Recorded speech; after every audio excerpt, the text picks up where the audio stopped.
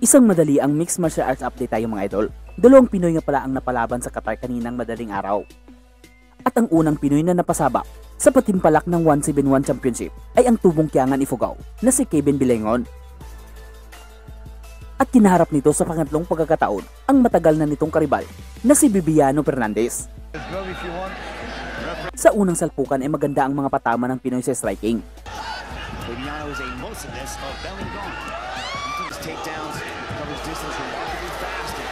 Pero habang tumatagal ay bumaba naman ang activity nito, kaya naman natalo sa isang split decision pagkatalo.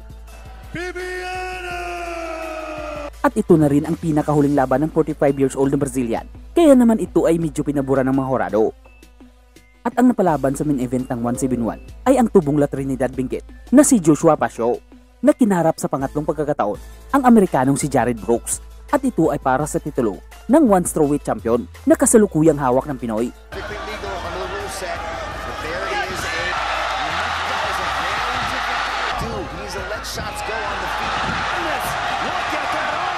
At sa pangatlong pagkakataon ay pinatunayan ng MMA champion na Pinoy na siya ang nanatiling hari sa strawweight division, na tinalo ang Amerikanong kalaban sa isang impresibong technical knockout. One aim,